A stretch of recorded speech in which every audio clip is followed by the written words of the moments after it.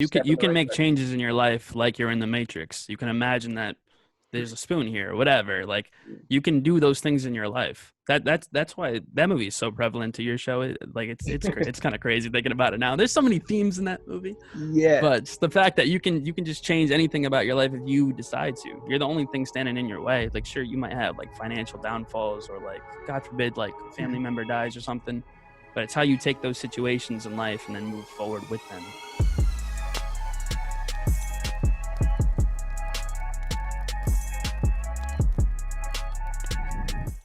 What's up, LT Tribe? DFOS back here with another LT360 podcast. I want to thank you guys for tuning in. Today, my guest is, this goes way, way, way back. All right. He is Way back. my old Rhode Island neighbor, someone that I went to elementary, middle school, and high school with, played baseball with for years and years and years on end. Like, this goes so far back that like we both can't even remember the first time that we actually met because we were so young. Nah. I mean, it's pretty in depth. So he is also the host of an awesome new movie based podcast where he is basically breaking down and reviewing movies called Real Recognize Real. So I wanted to have him on here because we can talk for days and days and days, specifically upwards of 24 years now. So there's a lot of perspective, a lot of stories to be told, and I wanted the one and only Victor Rosa to be a guest on the LT360 podcast so he could share some of what he's doing and how he's moving forward since we both come from the same place. Dude, thank you so much for having me on the show, man. Yeah, of course. I've seen all the episodes. That was like the best intro I've ever gotten, like period, on anything. It was just like, yo, it's Victor Rosa, and that's it. That's all you really need to know. That was like epic. They know him by name. Yeah. That's it. So yeah, we met when we were what, 4? I think I was 4 years old when I met you. Yeah, it was. It had to have been at Waterman, dude. It had to have been elementary school, kindergarten, because I lived in that house from when I was 2 years old till when I moved down here, and you have been in that house since you were what, 3 or 4? Four is when I moved in, and yeah. I think it was May I moved in, and it was like just before my birthday, so it was like right before like the kindergarten year. So we like just met, literally, and like it was just my birthday. So when we say, so it was cool. I had a friend to go to school with. That was different for me. DFOS was my first friend ever. Like not family, like including, because family, like they don't count apparently as friends, even though like those were my homies. But like DFOS, like imaginary friends aside, it was DFOS, and that was it. It was crazy because we could actually hop from each other's backyards like into the others. Well, he could hop. He could hop the fence. Victor, yeah. that fence was a little high for Victor's taste. I was one of very few 4-year-olds that was willing to just run and jump over anything and everything. He was the straight gangster, just hopping this fence. I'd be like, "Mom, can Dill come over?" And then she'd be like, "Yeah." Like, is he gonna come around? I'm like, "No, he's in the back. He's in the backyard." He's right here. Oh man, that was dope. That was cool. Yeah, dude. It was I mean, Waterman days were a fun time. It was an eclectic crew of people that we had there. Oh my God, yeah. I'm just looking back on it now. It's like, I mean, Alex, X-Ray's been doing his thing. It's like he's not even near here anymore. It's like I miss that dude so much. I was talking to him the other day.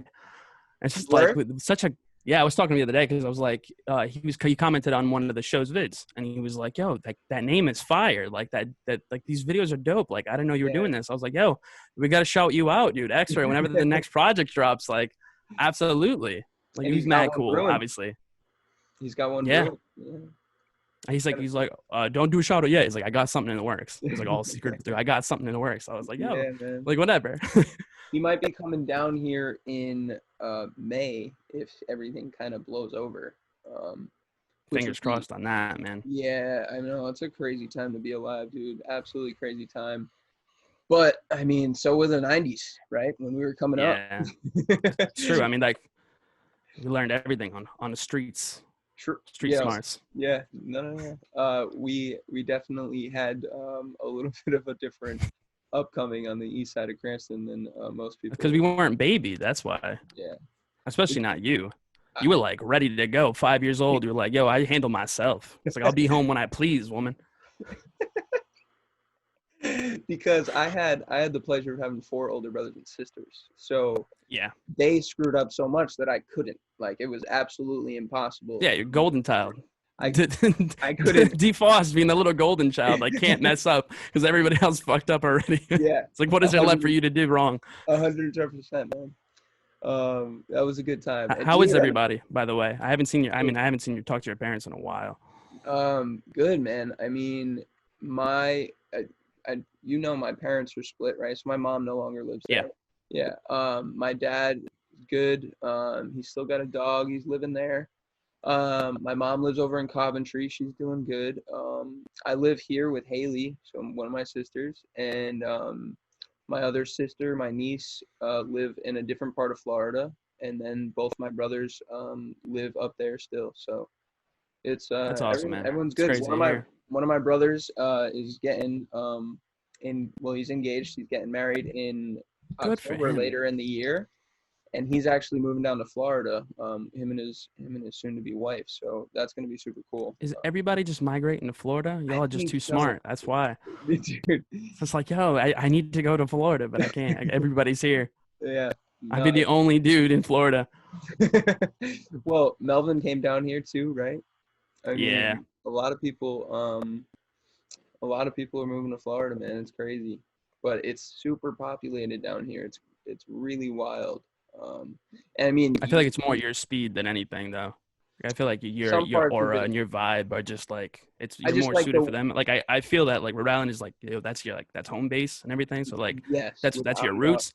But I feel like your positive attitude and just like your everything that you strive for in life, you're more suited for that kind of lifestyle down there. For the like outdoorsy lifestyle. But once again, just like there's Rhode Island, there's that crowd, right? And just like down here, I mean, there's very much the like superficial, like we're getting laid, we're going to the club, we're doing this popping bottles lifestyle, right? Like I live an hour from Miami, so yeah, that's everywhere down here. But there's also there's a little bit of everything wherever you go, and the more I travel, the more I get out of Rhode Island, the more I've realized that's for sure. But back to we came from such a diversified kind of like neighborhood and area and schooling where we went to Waterman, then we went to Parkview together. I mean, Parkview was we used to call it Park Zoo.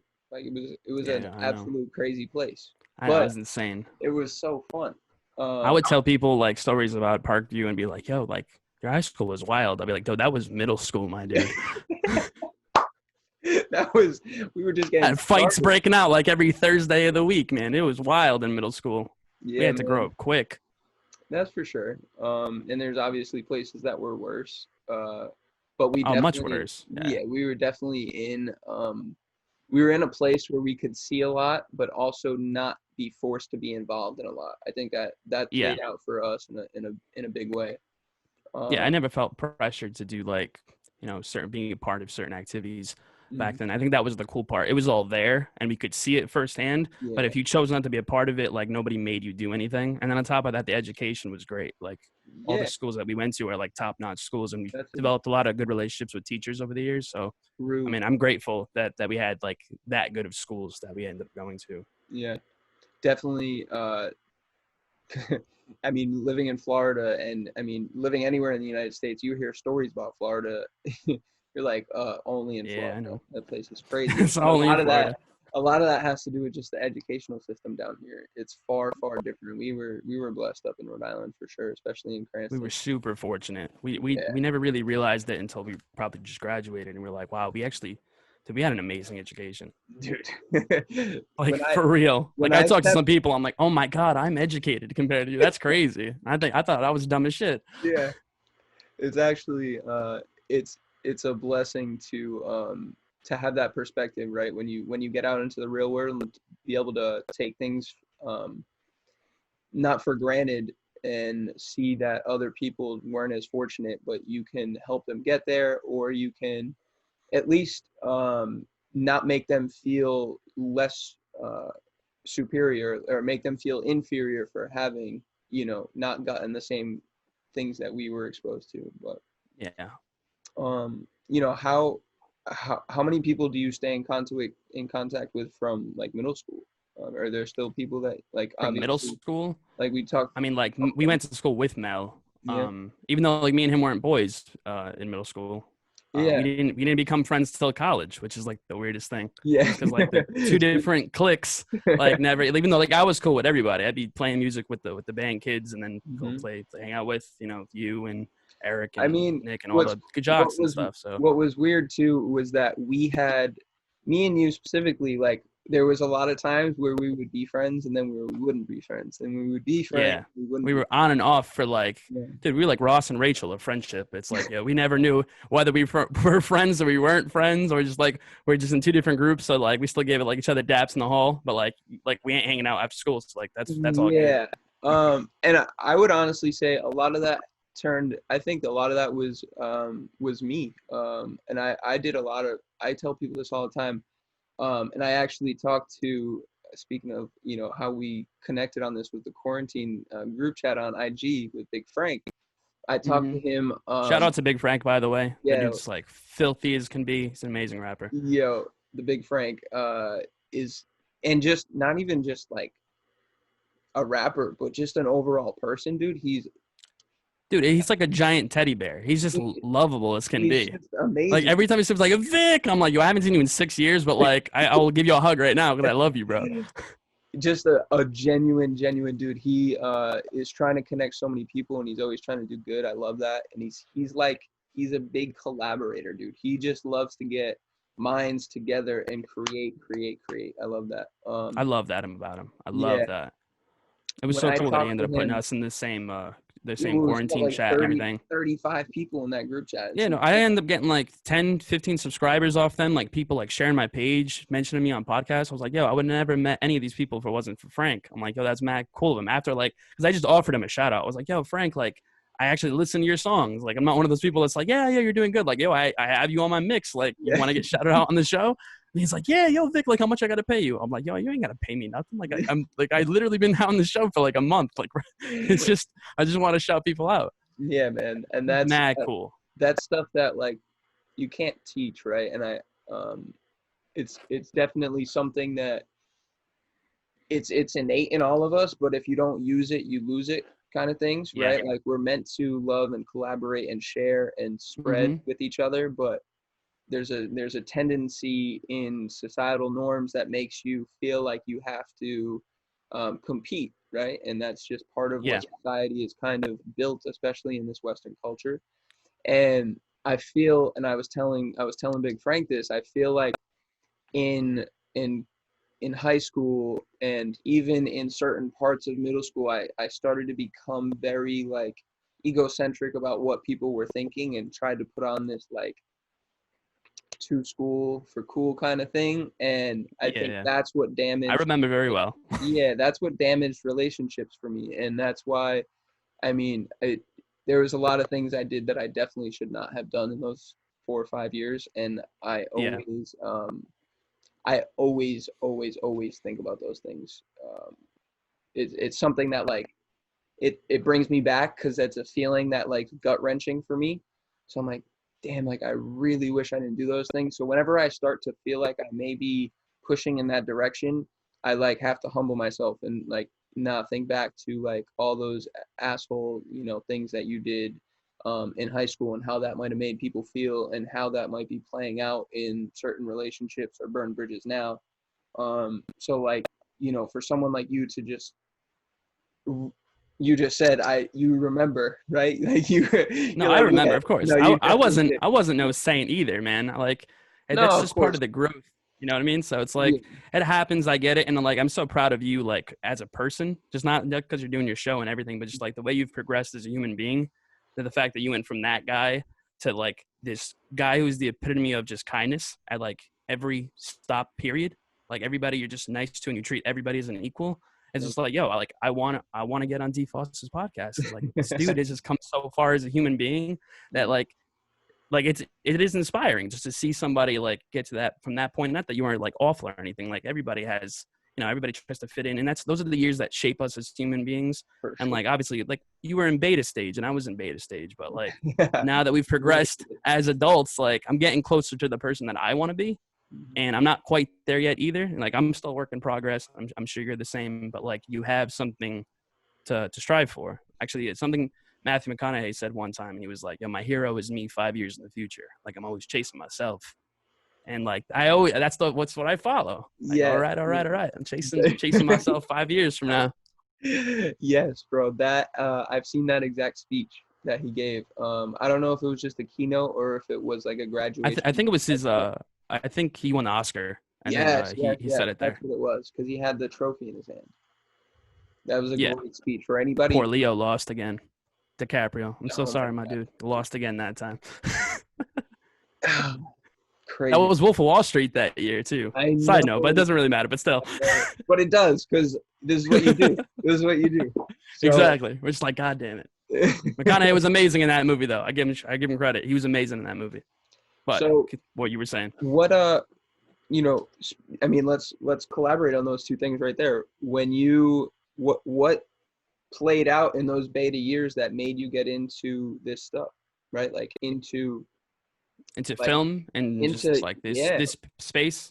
Yeah. Well, there was a lot of factors that went into that, and it stemmed really from trying to find a career first and foremost. Because I mean, I don't know if you remember, but I was like one of the first kids in middle school to like have a job already. Like, and I was already like grinding and hustling like at an early age, and that was just like the norm. I come from like a Portuguese family, and everybody like starts working when they're 12. So like that's like the norm for you, like what you're supposed to do anyway. But like I kept trying to find something that I was great at, and it was like, yeah, like I can change your brakes on your car, or like I can paint this wall pretty good, or like I can talk pretty decent. And I kept trying to aim for that thing that I was great at. And like I don't know if I'm still looking for that, but that's kind of where that stemmed from. And like I went through so many phases of being obsessed with baseball or being obsessed with music, and like I still play music, and I was trying to like create tracks, and I never released a lot of them. I still have a lot of them on the laptop, and I kind of went through that process of trying to find an outlet of something that I can explore creatively, and I kept trying, and I never felt like I was hitting the mark for myself. Okay. Because every time I would look at my own work, I was like, yeah, that's not good enough to like put on Facebook. Like, dude, delete that video. Like that's not good at all. Like, don't even bother. So like music kind of went from being, oh, I can do this, to more being, this is your therapy, or my outlet to, if I'm having a bad day, I'll sit at the piano, or like I'll grab the guitar or something, and that'll just kind of like be my release. So that's more just like a fun hobby to do now, more than something to explore creatively. Gotcha. And then as we kept going through high school, one thing that was a constant was that I loved movies. Like from a little kid, like I remember going to see Phantom Menace in the theaters. Like I saw X-Men and X-Men 2 like in the theaters. And like I remember not like being so excited to go see these movies. And like I'd have a little collection on my shelf, like all my movies that I collected. And I was like, at one point, I think it was when, how old was I? 2012 maybe, like 2012. When the world was supposed to end. When the world was supposed to end, I had an epiphany.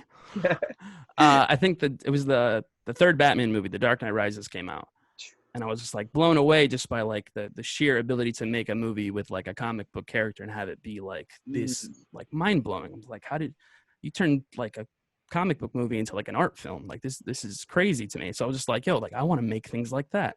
So I kind of transitioned into making art like that. Like I wanted to screenwrite, and I still do a lot of that now, but I wanted to go pursue film. And I was like, all right, so I can do that. And then obviously everybody telling me, you can't do that. You live in Rhode Island. You have to move to like Cali to do that, and like go to Hollywood. And I'm like, damn, I really can't do that either. So I just kept chugging along. And then I had this backup of being a teacher, because I was always good with working with kids. I would coach baseball and stuff like that. Yeah. So, excuse me. So I pursued that avenue in school, and I kept switching between film and teaching.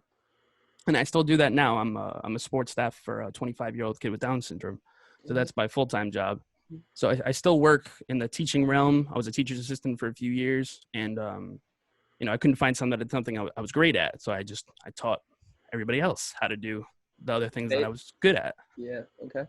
I mean, if you can't teach, That's what they said. So that was always my fallback. And then like I got on YouTube and was like, yo, these people are talking about movies. I'm like, yo, I know way more about movies than these people do. And then I was like, not to be yeah, no. I'm humbler than that, but like, humble brag, you know humble what brag. I mean? Just watching them, I'm like, yo, this is what I do anyway. Like, I love talking. Like, I literally interrupt conversations and end up talking about like the latest movie saw, or like this performance, and like nobody really gave like a shit like what I was talking about. I'm like, oh, that movie was dope, or like that movie was trash. And I was like, well, like, what about like this part? This part was really good in that trash movie you were talking about, or like this part was like really cool. This part was really bad in that movie you love. Like, why don't we talk about like the intricacies of filmmaking? And then I saw other people doing it online, and I was like, no, maybe I could do this. Maybe I could talk about it. Like, maybe if I can't make something, I can talk about it. Mm-hmm. And obviously the podcast thing blew up. Everybody's making a podcast now who has a microphone. Everybody's just talking with their old friends or whatever. Yeah. And it was back in 2016. I think Batman vs. Superman just dropped. And I was like, yo, I'm going to make a video on this. And like, I'm going to have 1 million hits. It's going to be dope. And I'm going to review this.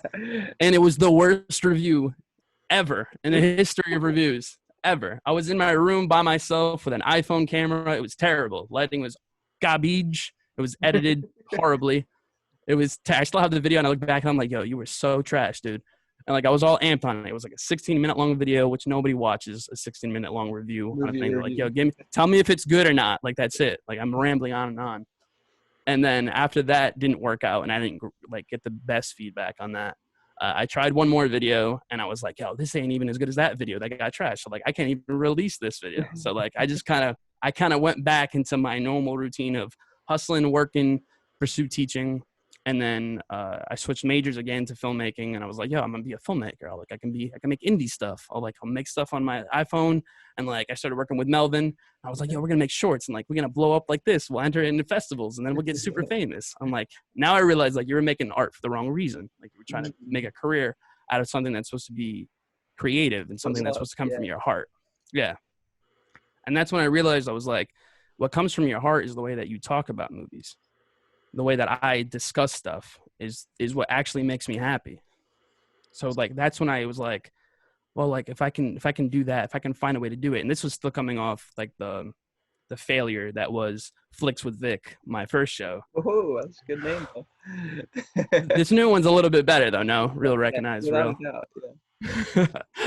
So I was like, I went back and I examined them. I was like, what went wrong the first time? Like what? Where was it you? And I was like, I've always been like a halfway decent speaker, and I've always spoke my mind. I don't go off scripts or nothing, like as you can tell from this video. But I was like, what went wrong? And I was like, I end up every week we go see a movie, and I go see it with my cousin Brian. And like that's our ritual. Like every Thursday night we go on opening weekend. Not a lot of people know that every Thursday is actually the opening night, not Friday. Yeah, no, Friday. So the new movies come out every Thursday, and then we ended up sitting in the car and talking about a movie for like an hour. And I was like, yo, like Brian just switched majors in school. He's trying to do the filmmaking thing too. Like, why don't I just make a show and have him be a co-host? Maybe that's what I'm missing. And then we talked about that for a while. And then it was more just like a pipe dream type thing. It's like, yeah, we'll get to our show, right? And like it went through like 8 different names. And then something happened. I think it was the Game of Thrones season finale thing, and the whole like everybody not liking it or liking it, like everybody just talking a lot of shit. And like the whole thing with Star Wars nowadays, everybody can't agree on like what they like about Star Wars, and everybody calling something that somebody loves trash, or like that shit is garbage, and like you have no idea what's good, and like just the toxicity in just the film community. I don't know if you realize it, because like I'm on Twitter with like people that actually follow this shit. It's horrible, and people are terrible in this space. Just about art in general. Yeah, if I had one perspective of it, it's that you have to realize the beauty is in the eye of the beholder, right? And the art of you talking about a movie comes from the passion of you speaking of it, right? Well, the art of the movie itself comes from the passion of that person making it. So it clearly wasn't trash to them. So for you to sit there and just say that's absolute trash, you're just throwing hate. That statement is trash. That statement is actual trash. Exactly. That's why that word is not allowed on my show. Like even if we have guests or anything, that was the first thing, because like it was birthed from this toxicity. I was like, oh, what if we make a show that's about reviews, like news, and how about positive views instead of everybody just taking the shit on like every single thing that comes out. Like we might have a video where like I might not like the movie, and like it's hard to talk about something you don't like sometimes. And like I had that with Vin Diesel's last movie, Bloodshot, where like I did not like the movie at all. I did see that and too. Yeah. that was the like toughest one because like, all right, so we can't shit on the movie obviously because like there are good aspects to it. So I'm like, another thing I saw was last year a movie came out, Glass, the Split sequel, and like I saw like reviews, some people giving it 100 and some people giving it 0. I'm like, how do you give somebody's art a 0? Yeah. Like, do you know what a 0 is? It's nothing is a 0. Yeah. So I'm like, if you give a grade of a 0 to a movie, then you failed as a critic. First of all, was because you couldn't find a redeeming quality in something. You couldn't look at the art and find something that you like. That's your fault because there's something in there, whether it be good lighting or a performance or whatever. There's something in there to like, not 0. That's not allowed on my show either. So I was like, why don't we do something where we're just honest and like where there's no bias against anything? Like if I love Star Wars or I love Marvel movies or anything. If it's not good and I don't like it, I'm just going to be honest about it. And like, I'll tell you what I didn't like and like, I'll break everything down. And if there's a movie that I really didn't like, I'll explain why I didn't like it, how the story progressed in a way that I didn't find acceptable in this climate or whatever. Usually like most things don't offend me. So like, I don't talk about them that negatively. Like if you offend me in the movie, if you like do something against women that's like unacceptable nowadays, I'll be like, no, that's unacceptable, and like your movie is fucking bad for that. Like stop that, dude. Like you can't do that. But like that never happens. Like, you know what I mean? So it's just like there's a lot of mediocrity obviously that people put out, and like I'll explain why I feel that way.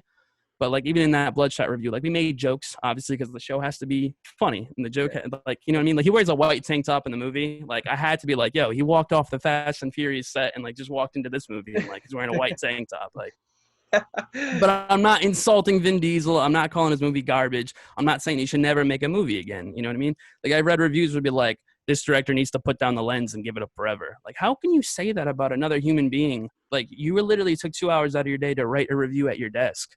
And like you're telling them to put their whole career like on hiatus because you didn't like the movie that they made, dude. Like that's ridiculous. Yeah, man, that's insane. And so the show was birthed from that. That's awesome, and that's a great birthplace, right? Like your roots are the ashes of other people's inability to see the optimistic side of a movie or an art form, right? So yeah, 100%. That's especially nowadays because everything is super negative. That's just like, why don't we try to bring a little positivity? Like people love watching videos and watch somebody tear something to shreds, right? People love that stuff. I'm like, and if you like that stuff, that's fine. That's cool. Like you're entitled to watch that. That's my show's not for you then. And that's cool. If you don't want to watch it, that's up to you. Like I'm not going to make you watch my show. But if you want somebody that's passionate to do it, then watch us. There's plenty of people to go around. You don't have to please everybody, man. You do not please everybody. And especially, you know, in a world where clickbait is like, you know, fake news, clickbait, all that stuff is the essence of some people making their careers, you know, unfortunately, off of falsehood. And for someone to put such a negative name on a review or to put trash, 0, this person needs to put down the lens for the rest of their lives. Sometimes like people are doing that just so they get clicks, you know, and that's the sad reality. It's despicable to me. Yeah. That's the actual trash part. Like the fact that you sat down and slandered somebody for your own benefit. And like, obviously we live in a day and age where like titles are everything. And like people will like on purpose make a wrong title for a video just to get you to click on it because that's how they monetize that business and that's how they get paid. And that's another thing that's not on my show. We don't speculate on like rumors or like shit that people make up or what you see is what you get. If you come in here for a review on this movie, that's what you're going to get. If we're going to report on this official news, that's what you're going to get. And nobody's paid off here. We do this for fun. We're not doing this for a paycheck. Yeah, which is a refreshing thing to see. And that's the same reason I love to do this is because it doesn't matter what mood I'm in going into a podcast. I am selective of who I have on my podcast. And I know that every time I've had a podcast, at the end of it, I'm in a better mood It doesn't matter if I was on 99, right? Or if I was on, 2.5 going into it, whatever I was is going to increase because I just like to do this and have open, conscious conversation with people that are trying to do something positive in the world. It's because you're doing something you love to do. The You're passion exactly. comes out, yeah. And you're so good at it on top of that. So like you love doing something you're good at. Like, you know what I mean? If you're good at, you've always been good at talking to people. And the fact that you have these long conversations with people, you find out little nuances of their life that you can explore in a different way that maybe somebody hasn't seen of them before. I think that's pretty cool. Sometimes I try to get so deep that I open something up for the person that they haven't realized, right? Like, 100%, yeah. Try to ask you a question throughout today's thing that nobody's ever asked you before. So you have to think entirely different into a different. I feel like I'm in a therapy session right now. Default us is gonna get down to my deepest, darkest secrets right now. We may prepare, folks. So I mean, where throughout, I mean, obviously your parents are like awesome, amazing people. They were very lucky that I have two very amazing, supportive parents. Very, very lucky. And how are they? Are they good? Oh, they're great. Yeah. Mom works at the hospital, so like she's still going in, masked up, gloves up, like obviously. And then dad ends up, his company makes parts for water temperature, so they're a necessity too. So he's still going to work. My sister is working from home from the office. Okay, cool. So everybody's still working, everybody's healthy, everybody's doing good. All right, sweet. I mean, you obviously, you've gotten through this transitional period that so many people have a tough time getting through, right? Like that 18-year-old phase, that 22-year-old like post-grad phase. And then the next one was not easy either. Yeah, no, it's not, dude. It's not. And then most people, the next one is like you hit 30 and you're like, I'm supposed to have a kid and I'm supposed to have a car. I gotta get married soon. Shit, I'm still single. What the hell? Yeah. So, what's allowed you from your roots to like just stay grounded throughout all of that? Because for me, it's always been like my family support. And I don't know if you have any insight into what has allowed you to get through those things. Well, it's a lot of trial and error, obviously. Like when just in life, you experience so much failure and you'll experience success, and that kind of just shapes the person you are. I had a lot of come to like realization moments of like, you need to stop acting this way, or you need to stop treating people this way, or like whatever it be, and be like, you need to have a more positive outlook on life because it's affecting how like you just appear to people every day, and it affects the way that other people, like their lives around you, are affected just by the way that what kind of vibe you're bringing to the table.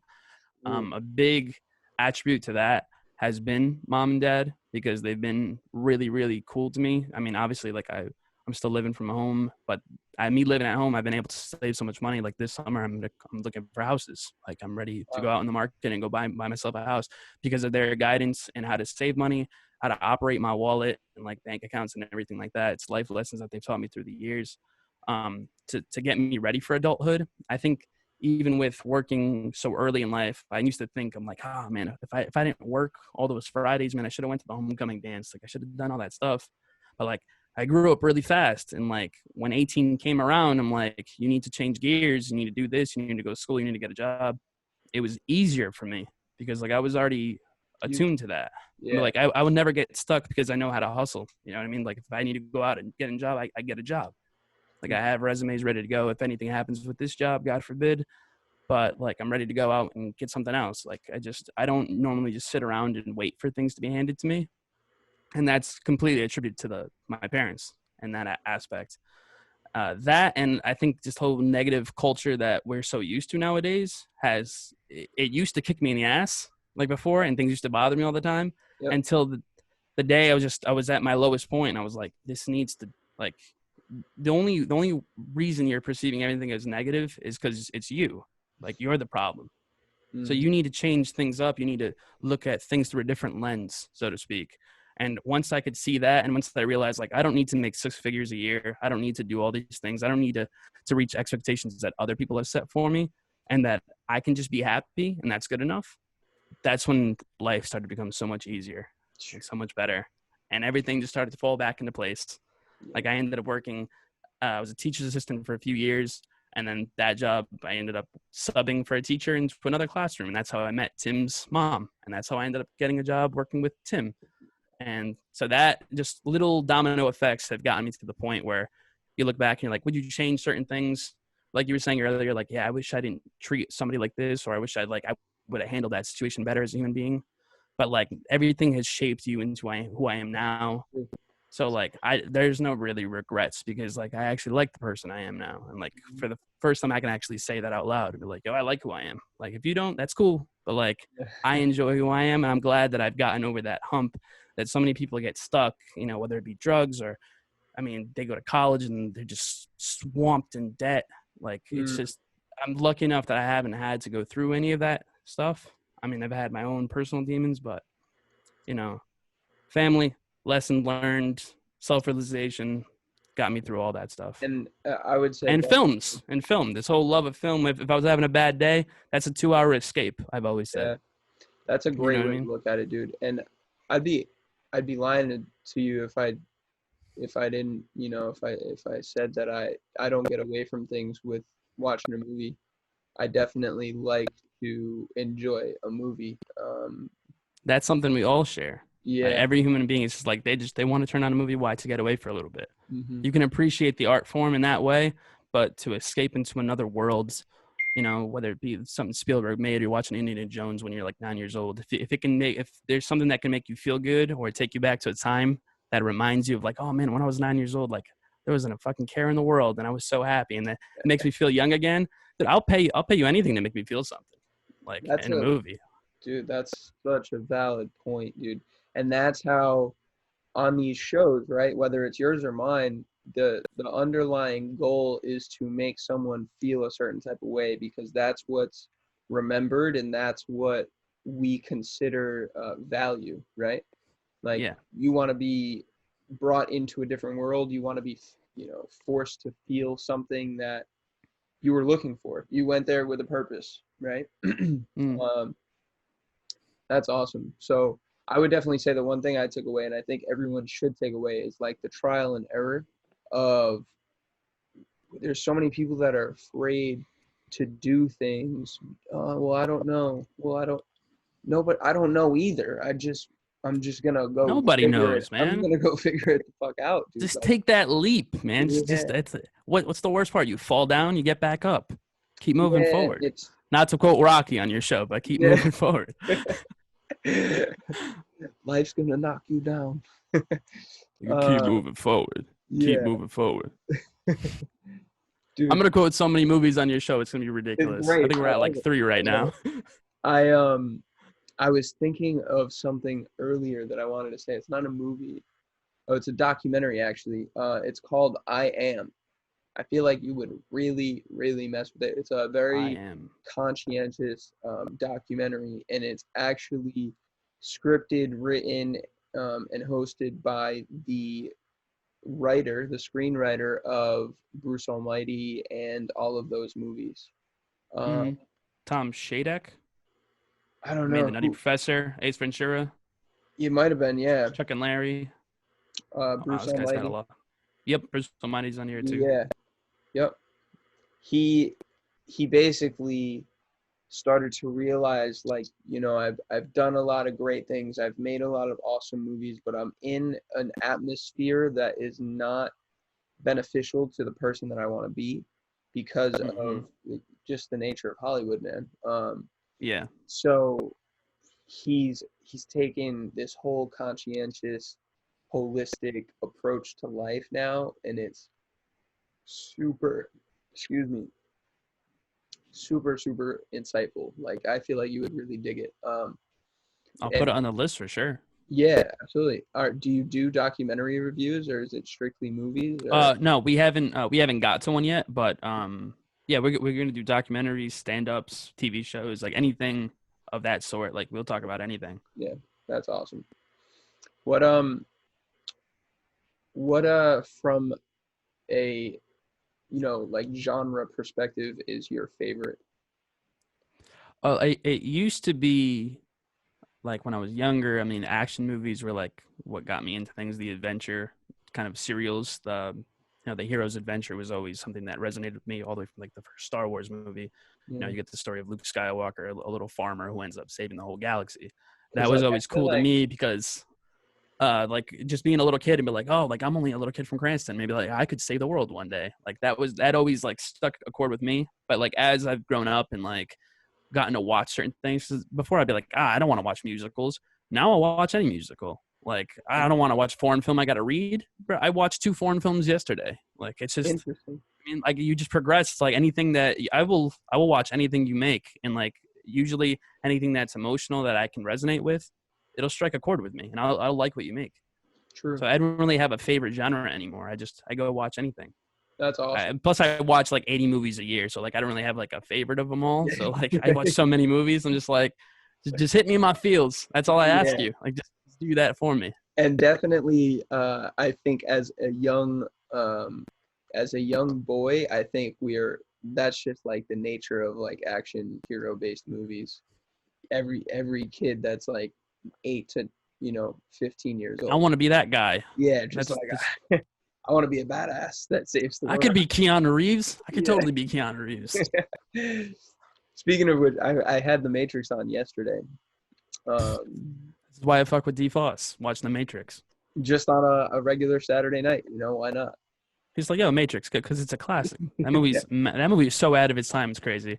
I'll talk Matrix for an hour on this show. Dude, but keep going.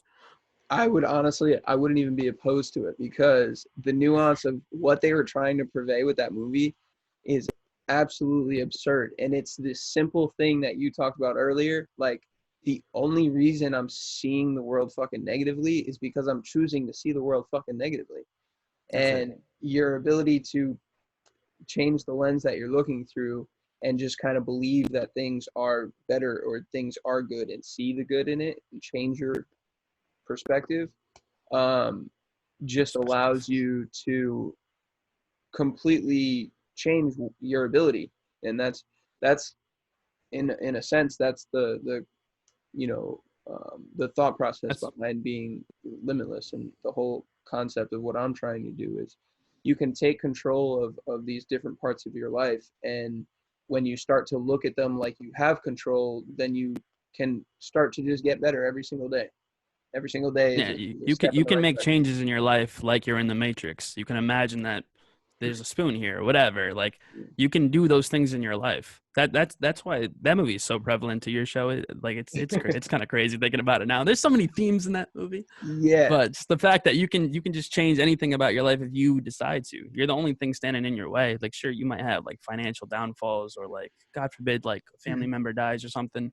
But it's how you take those situations in life and then move forward with them. Yes. That's the whole thing. Like life's going to come at you fast. It's how you deal with those little obstacles and those little shortcomings in life.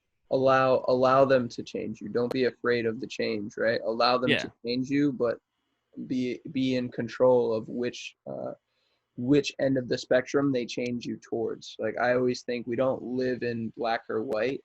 And there really is no black or white. It's an infinite scale and we're in gray, but like every choice you make is pulling you in one direction or the other.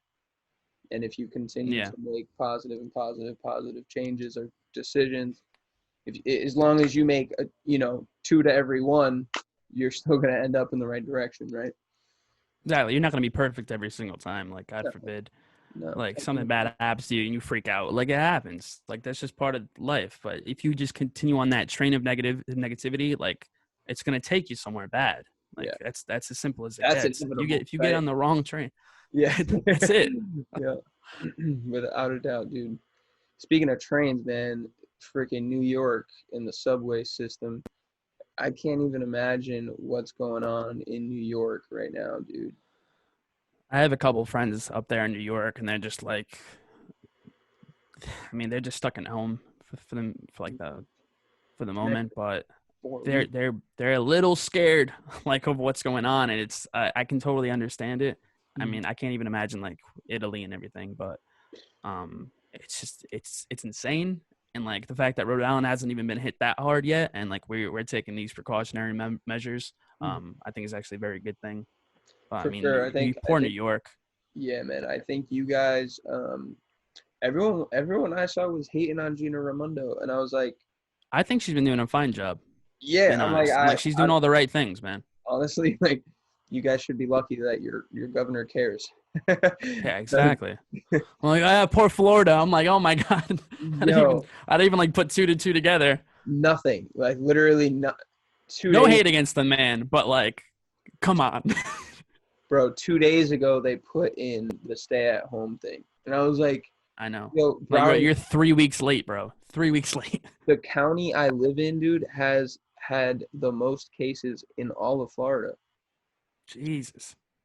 Absolutely. Wow. Insane, dude. Defaults, don't leave your home, man. Stay inside. Crazy. Stay in that room. Yeah, I'm not leaving my room. But just make podcasts the rest of your life. You're fine. Nothing else. Rest of my life. Nothing else. Just podcasts. I'm just gonna have a guest. I'm gonna create a permanent mark here on the bench. That's it.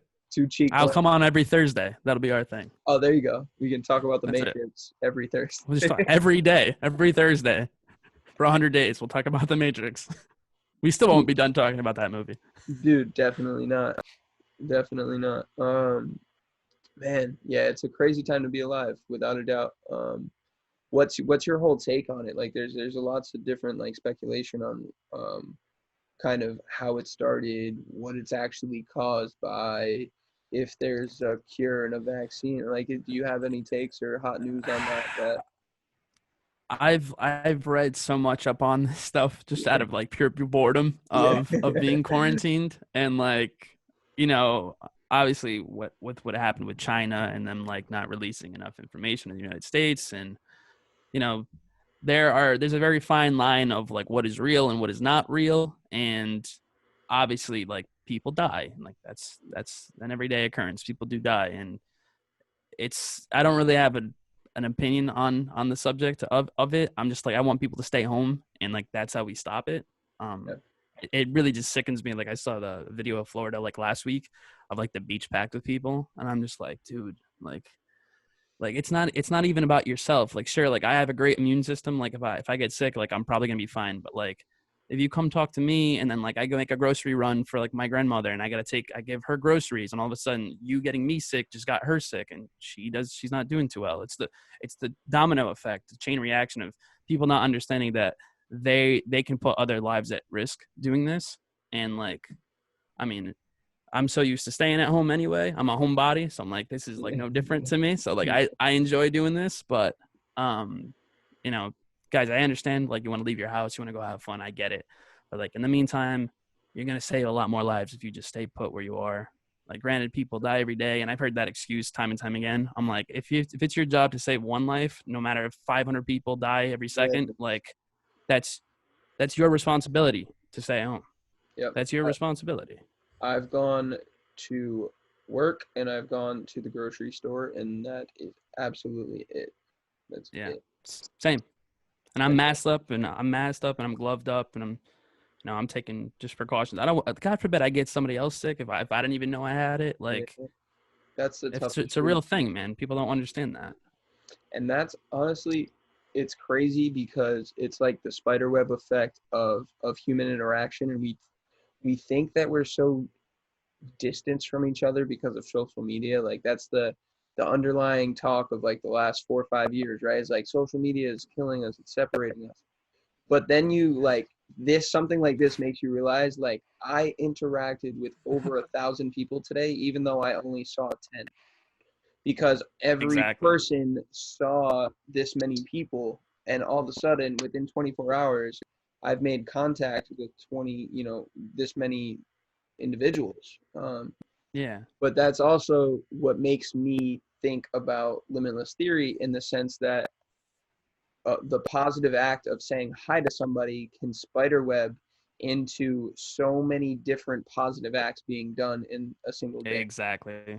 Dude, that's how I think about that stuff on a daily basis. Like the essence of that. I do that stuff all the time. Literally, if I go to like the supermarket, I'll be like, "Yo, nice shirt," or like, "Your haircut looks nice." Like you say, like if I see a jogger like running, I'll honk my horn. Like God forbid it's a dude, but like they might think I'm a chick, and all of a sudden their self-esteem is boosted for the day. Like whatever. If you just do a nice deed for somebody, like they're gonna be amped about it for the rest of the day. Some girl said I had like a nice Star Wars shirt like last month, and I was like, "Yo, like this is a nice Star Wars shirt." Now that you mention it, this feels pretty nice.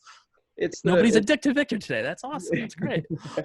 It's a trickle-down effect of holding the door, right? Like the simplest thing. Yeah. You see 6 people hold the door for people after that, and it can seriously be that easy, but I feel like we complicate the absolute crap out of it. And for no reason. If I'm nice to you on this show, in turn you're nice to your sister.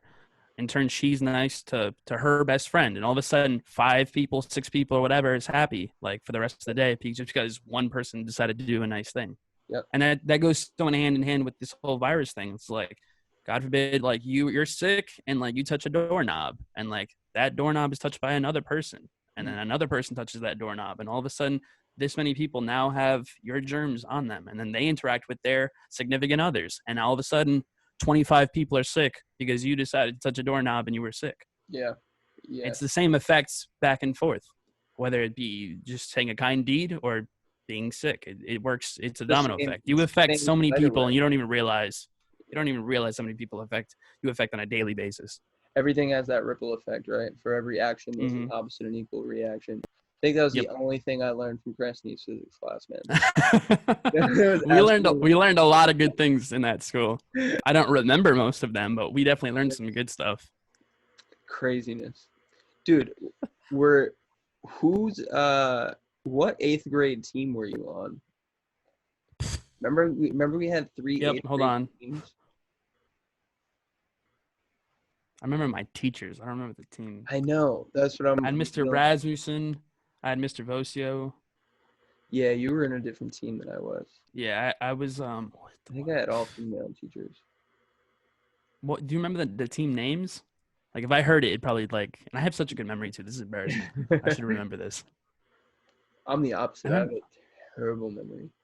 I remember like random shit. I'll be like, yo, you remember this?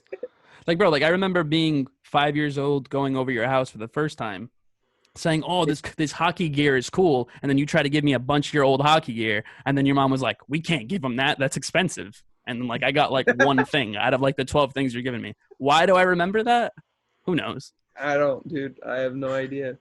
You know what's funny is there's this one thing that I cannot remember for the life of me, and Matt's mom used to tell me about it all the time. She was like, I remember you came over every day after 2nd grade and you asked for fruit snacks. You would walk to my house and ask me for fruit snacks.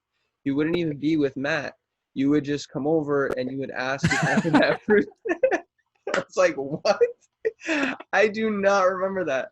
You're telling me I went there every day after school and I asked. Just for snacks? Yeah, I'm like, what? Yo, you were a hustler. That's why. You're just like, yo, give my fruit snacks and you'd be out. I'd be home after that. I didn't have fruit snacks That's in my house. I know that much. Matt Corey, I haven't talked to him in years, man. It's been years since I've talked to Matt. Me either. Is he still with Alexis? From what I know, yeah. Yeah. I saw her like not too long ago. I think she works at H&M. But just like that's the thing. Like I haven't talked to so many people that we went to school with. And I'm pretty sure he still lives right there, dude. Does he? Like that's the worst part. Like I'm legit like 30 seconds away from the dude, and I haven't seen him. You haven't thrown a baseball in years, and you could probably still throw a baseball to his house. To his house, 100%. Yeah. I threw a baseball like a month ago. Let's be real about it. Yeah. I still. Did your shoulder fall off? Because mine would have. I keep it tuned up, bro. You know. I couldn't throw a ball for like another 2 weeks after that. The thing was hanging by a thread. Oh, it's terrible. Yeah. Mel challenged me to the 10 push-up challenge thing on Instagram. Yeah. And like I had to be such a douchebag and be like, yo, I'll do 1-arm push-ups. And like it was beast. I did them. I did see that. I did all 10. And then like the next day I couldn't feel my arm for like 4 days after that. I was like, wow, what a waste for like a 15-second clip on Instagram. Lost all shoulder capabilities for a week. I couldn't lift up like a gallon of milk. It was pathetic. And I was winded. I was like, Jesus, kid. Terrible. Man. Yeah, man. I mean, who else? Who else do you talk to from high school? Who else are you still close with? AJ, I still talk to like on a regular basis. Okay. AJ, and Mel, we're still in a group chat together. Sure. Well, with my sister too. We're all still friends. Yeah. Chris O'Connor too. Okay. Shout out to him. He does amazing photography. Right?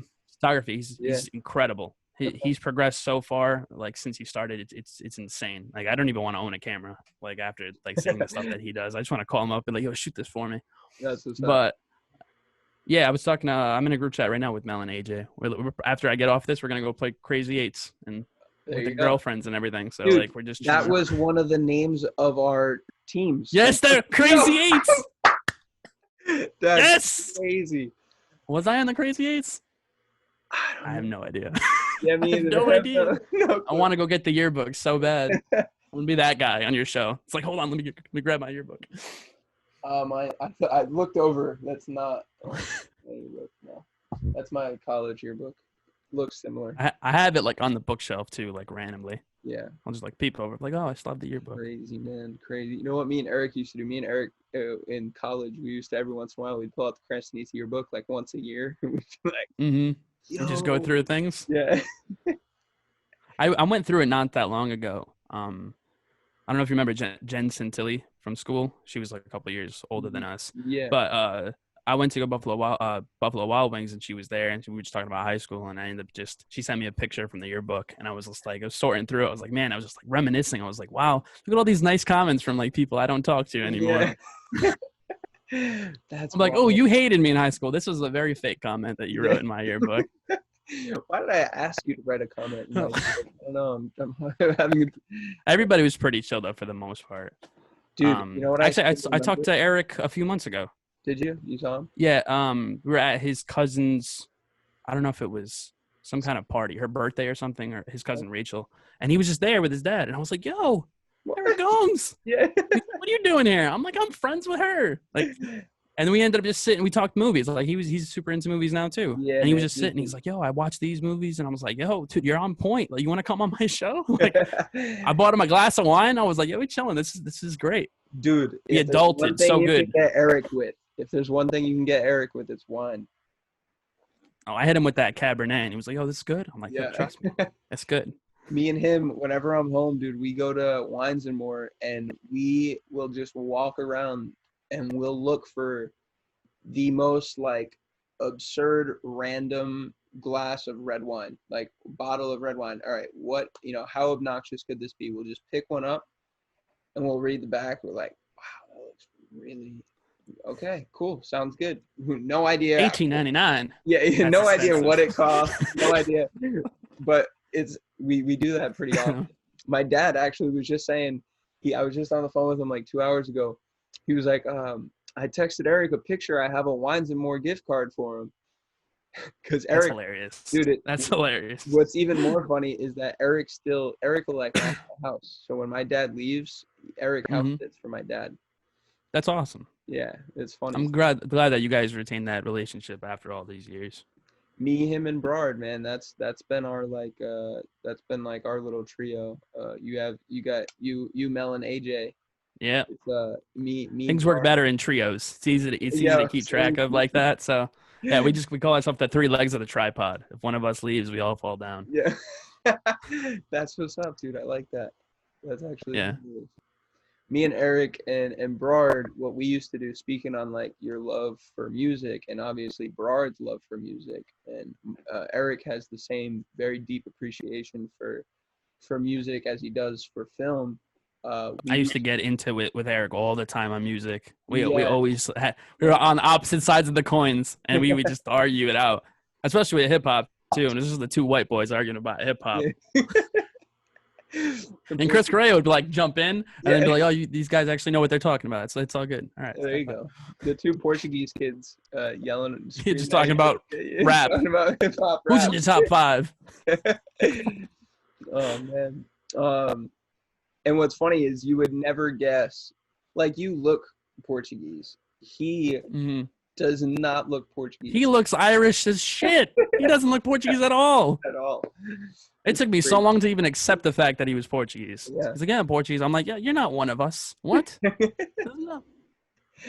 Oh man, what me, him, and Brad used to do was we would sit in one of our cars in my driveway, and we would put instrumentals on.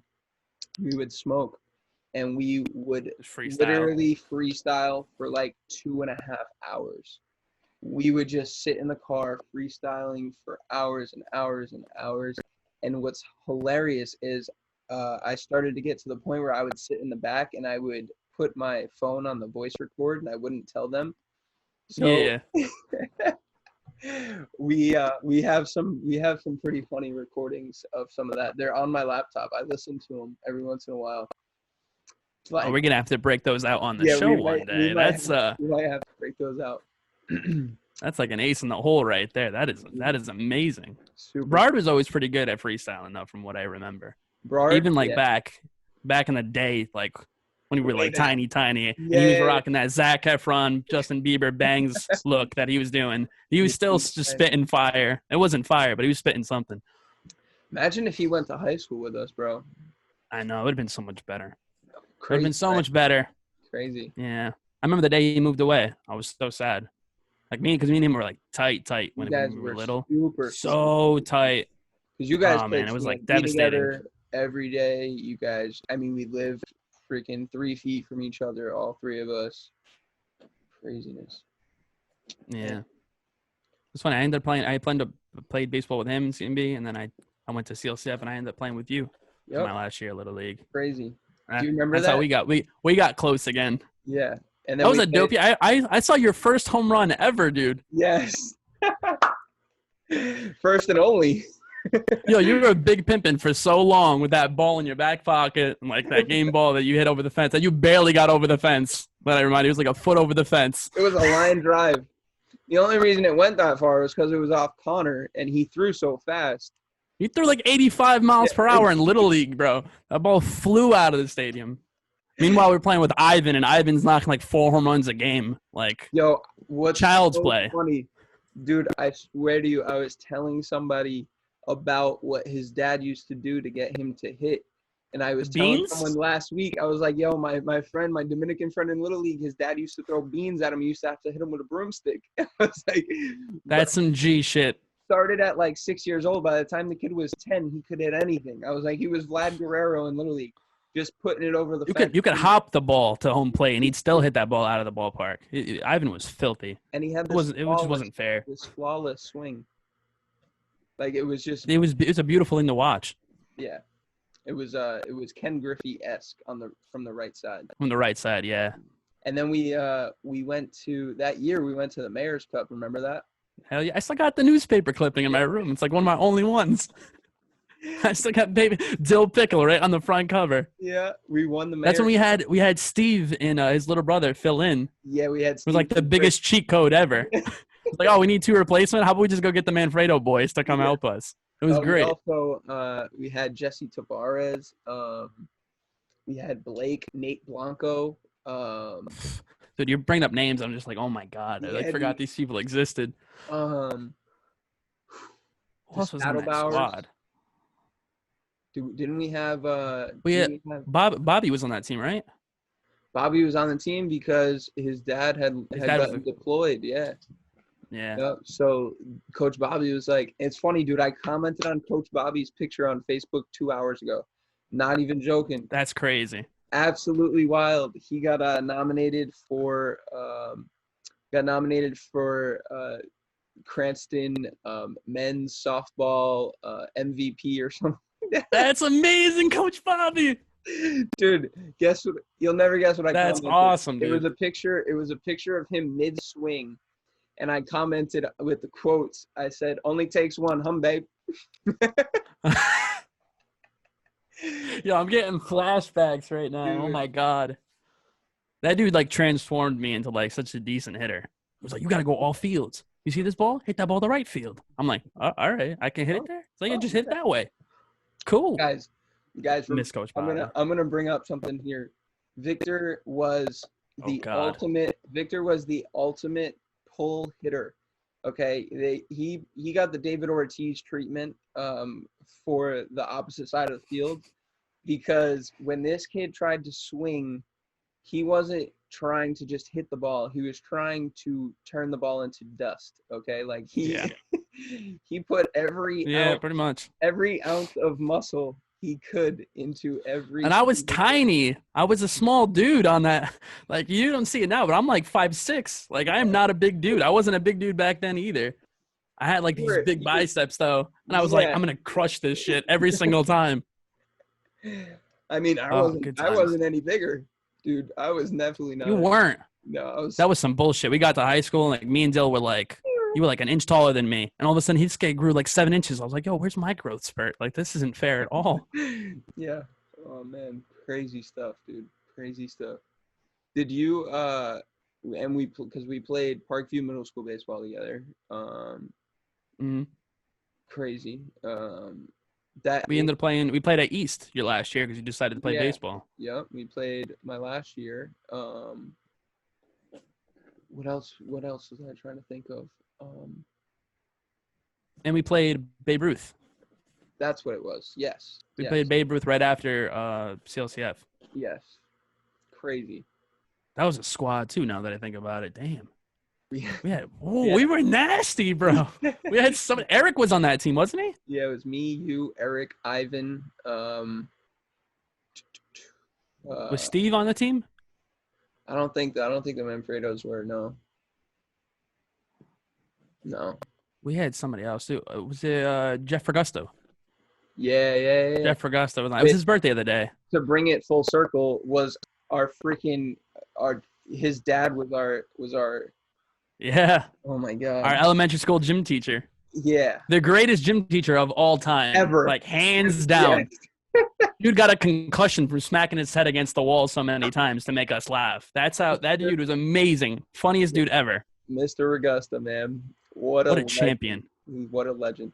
Like, you know that guy was a legend if you remember your elementary school gym teacher's name. That is incredible. Who was the other chick?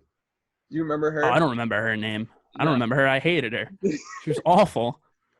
I remember we come into gym, like Mr. Augusta wasn't there, and we got her. We're like, fuck. I mean, we were like 7 years old, but I'm pretty sure we were like, fuck. Like, where's Mr. Augusta? I definitely was. Yeah, you were definitely potty mouth on this kid. We got there, and he was like, fuck. We got to deal with this bitch. Yeah. I was definitely swearing at that time. You were a horrible influence in elementary school now that I think about it. Swearing, but you were like dealing cards at like lunchtime, trying to hustle everybody. You were trying to get that money so early down age. Man, I hustled. I started the newspaper at 11? Yeah, you did. 10 or 11. I started the newspaper. Greatest paper boy ever, guys. It's so false, dude. You do not have to lie. I got my paper late so many times. He wouldn't even do it. His dad would drive that to my house. Like, he wouldn't even go on the runs. He's like, Dad, just make my runs for me. I'm like, yo, where's Dill? Yeah, he's doing something. Yeah. I'm like, all right, well, give him this $5 tip for all the hard work he's done. I wanted to give your poor dad a beer. We're like, hey, you want to hang out for a little bit? You got to do this stupid shit. Yeah, my dad was a grown-ass man delivering papers. 45-year-old paper boy for the terrible neighborhood. Driving around in his orange pickup truck. That pickup truck was the best. You could spot that thing from like a mile away. He was the mayor when he had that truck. When he got rid of that truck, I swear to you, he lost half of his friends in Cranston, bro. Because nobody knew he was coming down the street, bro. Nobody knew who he was anymore. You see that ugly ass truck coming down the street, be like, oh, it's Foss. Mr. Foss. And every single one of my friends, like, I still have kids from high school that I played like 1 year of football with that I didn't even know they knew my dad. And they're like, yo, how's your dad doing? How's Chris? I'm like, he's good. It's crazy. Yeah. He has that effect on people. He does. Your dad is like one of the most charismatic dudes like ever. Like, he walks in a room and he makes friends with everybody. Literally, super blessed to be able to watch him, do that and try to take a piece of that. For sure. And he's come so long with his weight loss and everything. I still see him walking all the time. without a doubt, dude, man. like what a champion. If there was anything I could try to help that guy with, it was with that, because he helped me with absolutely everything I ever did. But when I started to get educated on, health and nutrition and fitness, I knew that was my way to like start to give back to him. So I helped him cut down a bunch of weight. He's lost all of it and he's kept all of it off, which has been super cool to see, because now he's like, he gets super stoked to like send me a picture of like what he's eating. He's like, yes, like the other day he's That's like, awesome. he was working a quad, man, at the ACI, and he's like, he's like, oh, I'll be fine. I'm like 32 hours in, but I'm about to take my break, and I got a smoothie waiting for me at the house, so I'll be good. I'll be able to get there the last shift, no problem. I'm like, what? That's awesome, dude. What'd you say? Like what? My dad just say that? Yeah. What? He's What like, is no, I got a happening? nice smoothie waiting at the house for me. I'm like, okay, all right, word. That's awesome that you guys have that. Like you guys have been able to connect on that front. So Mhm. like that, it's good to obviously everybody has to maintain a relationship with their parent. But when you find like that common ground in something that you guys can bond over, and like obviously he's so proud of himself that he's achieved that, and he's like, like he gets to show you, and he's like, he knows that you're proud of him. That's beautiful right there. Yeah, You've achieved that level where like you're an adult and your father's an adult. You guys not only have that father and son relationship, but you guys have an adult friendship, which is true. what everybody strives for. Huge. It's huge, man. And it's not easy, bro. It's not easy whatsoever. No, 'Cause 100%. I I know. think, yeah, we definitely all struggle with that, like wanting to step out and be our own person, but the need for someone that still understands you and knows how much you've grown as a person more than anybody else in the world. Like no one else Mhm. was there when you came out of the womb and is still here watching you day after day now. So that's definitely something I'll always continue to be grateful for. But I mean, That's I great think, to see, dude. It's incredible to see. I love seeing it with you, with Mel and his mom are like best friends. It's just crazy. Yeah. like so many people have no relationship with their parents at all. Like I'm lucky enough that like we just played poker, and not because like we're stuck in quarantine with each other. That's because like that's what we do, and That's we're laughing our asses off. Like with my mom, who doesn't know how to play that much, and she ends up getting like the best hands or whatever. We just bust balls and shit like that. It's hilarious. You guys have, I see you, Amanda, and your parents like all the time doing stuff together, which is awesome. It's super I'm cool. very, very lucky to have that kind of relationship with them, especially Amanda. Amanda's like literally my best friend. Yeah. So many people like don't like their siblings. Like me and Amanda, like we hang out, like not just because we have to. Like we willingly like choose to hang out with each other, and we share friends. Like that's crazy. And it's funny because we were literally talking about this before. So I live with my sister. We have a 2-bedroom, 2-bath, right? And we work together. So when we are with each other literally every waking hour of the day, pretty much. And people, we obviously step on each other's toes, but Of course, but that's the nature of it. Like yeah, you spend, but it doesn't for matter if it's a people, sister or brother or whatever. Like you spend enough time with somebody like that, you're gonna get in each other's nerves. yeah, without a doubt. And it's so cool to have people. It's cool, but it's also sad, right? To have people come to you and be like, "Yo, how do you have such a good like relationship with your siblings?" That Because blows my mind every time somebody asks me that. yeah, because you just wish it for everybody, right? You wish everyone had that relationship, that ability to not let life kind of get in the way of that thing. But Yeah.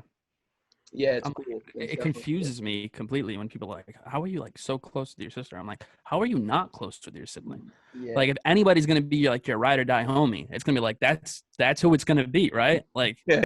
God forbid you kill somebody, like Amanda's gonna be like, all right, I'll grab the shovel, like we gonna find a hole. Good, like bro. that's like you're good to go. Like that's like I never understood that with people. Like and I have so many friends that are cousins. Like my family's, we have over 100 Huge. family members. So like I'm so close with my cousins, like my first cousins, even my second cousins. Like we go out to eat and we hang out all the time. Those are my best friends, are my cousins. And people ask me like, how are you friends like with your family? Like they don't get on your nerves. I'm like dude, like if any, God forbid anything goes wrong, like I know they have my back like forever, and like that's the basis of our relationship. Like how do you not? Like some people tell me like, oh, I don't even know my first cousin. How do you not know your first cousin? Like how do you not have a relationship with these people? It blows my mind. for some people, that's not obviously like, if you weren't brought up like that, it's nothing that No, it's a culture thing. I get it. nothing that you can control, unfortunately. There are things that are out of our control, but once again, I mean, you still have once you become an adult, like, you have the ability to reach out and talk to whoever you want to and build a relationship with whoever you please. So even at that point, you know, I would, if it was the case, like, I reach out to my cousins, you know, I reached out to them the other day. Hey, I hope you guys are all good. You know, I'm just checking in, you know, love you guys, that kind of thing. You know, why not? Absolutely. But it's as easy as sending a text message. It's very easy to maintain a relationship with somebody. It's very easy. And obviously, a lot of people complain like they don't have a lot of time to do stuff, but like, just shouting up like, yo, how are you? Like, yo, I know you're quarantined. Like, I hope everything's doing good. That literally takes 2 seconds out of your day to just be like, hey, thinking about you. You don't have to respond, whatever. Hope everything's good. Like, when people say really they don't easy. have time, dude, like, my first thing is like, all right, did you take a shit today? Yeah. Okay. What'd you do? What'd you do while you were doing? I guarantee you were just scrolling on your phone. You did this. You did this. You did this, bro. Like, you had plenty of time. I texted like 15 people when I took a crap earlier today, bro. I edited a whole video. It's so easy. I edited a video. This man be multitasking. I edited a video while I was on this. I mean, guaranteed, it's not like I'm on there for a couple, like 2-3 minutes. I'm on there for a pretty long time, but it's whatever. You're getting business done, and then you're gonna get business done. That's it. Getting 2 birds stoned at once, man. You got to do what you got to do. That's it. Oh man, dude. Oh, that's too great. I think we're getting a little goofy, and we're getting a little tired. How long have we been going on for? Yo, it's 9:40 already. What the fuck? But all I know is that this was definitely an awesome time. Like, there was. I had a great time on here. Yeah. I completely forgot we were filming. Yeah. This is like, yo, like when we do the show, when we do Real Recognize Real, I forget, like, obviously there's lights in here, so I wanted to make it look good for you on your show. But like the lights disappear. Like, you know what I mean? We were just talking to another human being. It's just like, you're just getting out what you feel. You know what I mean? You can't fake that. No, without a doubt, dude. It's like when you're in the batter's box, right? All you see is the pitcher and the ball. Like, there's nothing. That's it. Lights disappear. Yeah. I never understood that reference. Because, like, even when I was in the batter's box, I noticed everything. But, like, now, I think when you find something you're that comfortable with, then, like, you start to notice that you're like, wow, I'm just focused on you. And we're just doing this. Without a doubt, man. And it's super cool in this day and age to be able to have that thing be just conversing with another human. Like, that's who would have thought that anybody would have wanted to listen to us speak? That's crazy. Who knows? Give a shit what I have to say. We have 0 views on this video, so. Well, we're at least gonna have 2, because I'm gonna watch that shit twice. Yeah. And we gotta we brought up so many names. We gotta share it with everybody who was in it. Absolutely, without a doubt. But, dude, I have 2 questions for you. One, where can everybody find you, and where can everyone listen to your show in and of itself? And what was your latest movie review? All right, so we're strictly on video format for now. We haven't done the Spotify, the Apple Podcast thing yet. So you can go to YouTube just search Real REAL, Recognize Real REEL. Gotcha. And we're the first one that pops up. We have over 100 subscribers now, and our latest video was we did a review on Birds of Prey, the Harley Quinn movie that came out a few months ago. There was nothing new that was coming out because all theatrical releases have been canceled. I actually have I have a PSA attached to that video. Oh, okay. Saying that stuff. Yeah. So like we were like, oh, we're gonna review everything that we missed, everything that's coming out like on digital that people can rent. And actually that video was super successful. It's like over 160 views, like real quick. So that's awesome. You guys can go check out the Birds of Prey review. That one was a whole lot of fun. It's a little long. It's like 11 minutes, but you know, we really got in depth with that one. I was actually kind of proud of that video, 100%.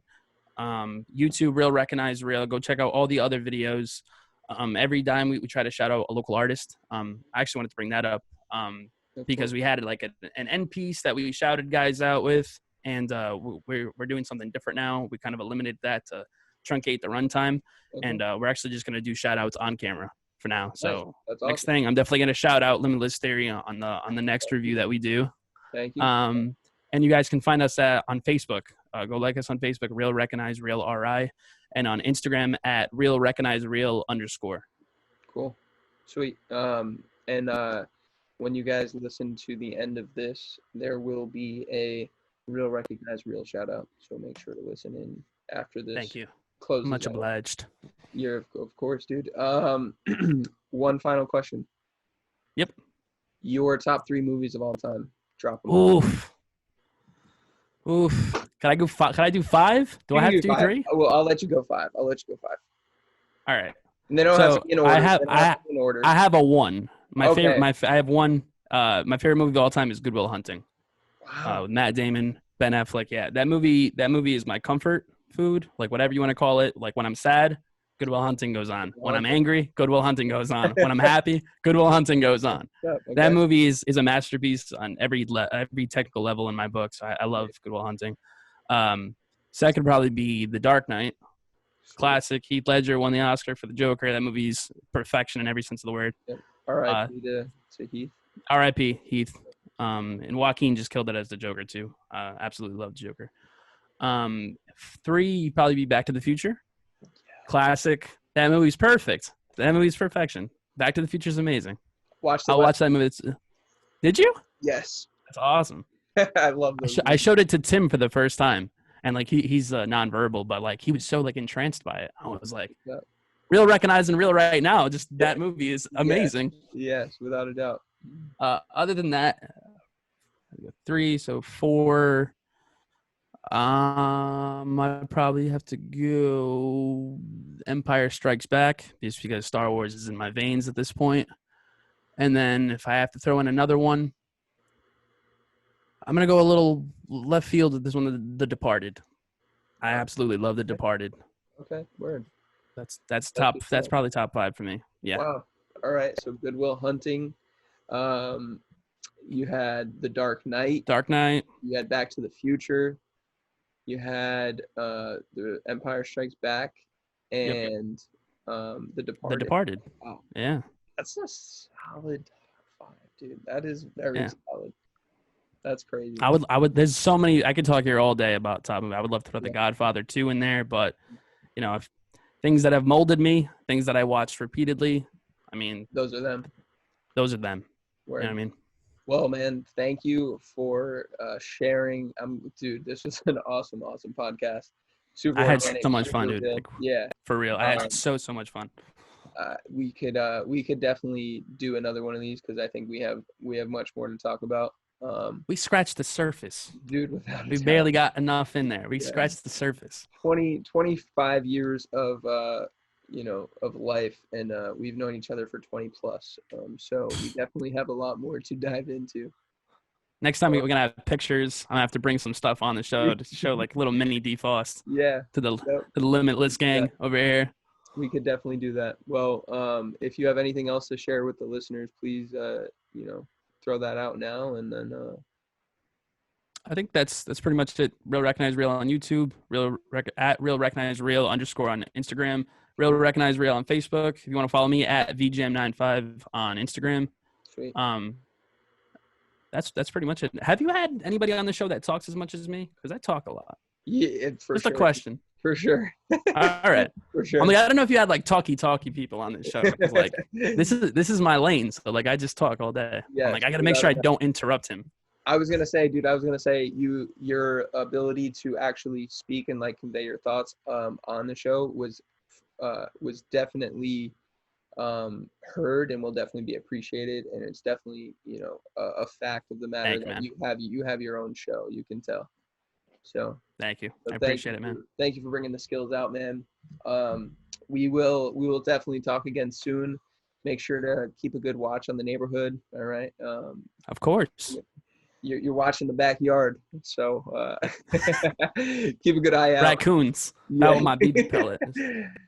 All right, guys. Thank you for tuning in. Make sure to go follow Real Recognize Real on YouTube. Subscribe. Yes, subscribe. Make my dreams come true. Likewise, go check him out on Instagram and Facebook. everything that you can find. Victor was an amazing guest, and I hope you guys can leave some awesome reviews and comments down below. It'll be greatly appreciated. And as Thank always, you so much, guys. Of course, as always, be limitless. Peace out. Keep it real. What's up, Limitless Theory Tribe? Hope you enjoyed the episode. I wanted to take a second to shout out a childhood neighbor of mine, Victor Rosa. He just started a new podcast. Would love for you guys to go support. It's called Real Recognize Real. Just two dudes who love movies, all right? They are going to watch all the movies they can so they can give you quick and insightful reviews on them. These guys have education backing these reviews. They're not just throwing out random opinions. Once again, they are going to see the movies so that you don't have to. So go check them out. Real Recognize Real. Peace. Limitless Fitness family, this one is for you. If you are a weekend warrior, a fitness enthusiast, a fitness professional, or an athlete, young or old, it does not matter. If you are trying to get fit or stay fit or improve your fitness levels, head over to ck1bands.com and grab yourself a pair or set or single band, because a resistance band is one of the most efficient pieces of fitness equipment that you can use anytime, anywhere, any place, and you can bring with you almost anywhere you travel. So head over to ck1bands.com and use the code LIMITLESS, all capitalized, for a special discount at checkout. Please go support Chris, everything he's doing. Chris Capon was a high school teammate of mine, a lifelong friend, and the first guest on the LT360 Podcast. He is the creator and founder of CK1 Sports. If you have not listened to that podcast, I highly suggest you go do that. And after you do, or while you are listening or watching it, head over to ck1bands.com and grab yourself some bands. I use these things every day with my clients, and they never disappoint. Shout out to all my fellow athletes and health enthusiasts out there. Did you know that your typical average pill or capsule-based vitamin or supplement takes anywhere from 48 to 72 hours to actually be broken down in your stomach and begin to get digested? And upon digestion, about 70% of what is on the label is going to be utilized by the body. So stop wasting your time and money on basic everyday vitamins. It's time that you start to understand the science behind it, and it's time that I introduce you guys to Isotonix. Isotonix brings to you the world's most advanced nutraceuticals. They are taking science to a whole nother level when it comes to vitamins and supplementation.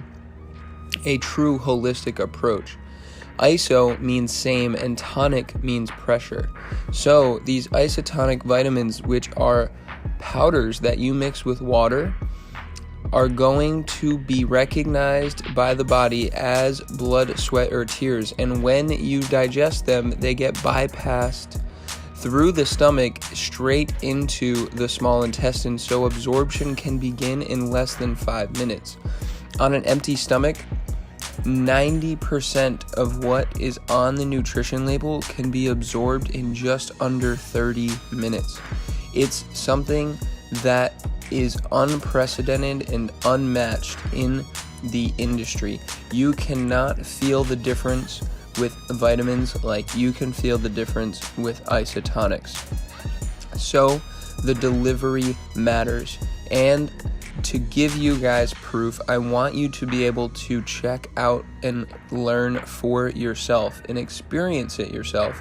Feel that Isotonix difference. So head over to shop.com or isotonix.com/limitless theory and check out all of the amazing Isotonix vitamins and supplements that you can get your hands on, and get 10% off your first order using code 10OFFMA, 10OFFMA, all capitalized, at checkout for 10% off.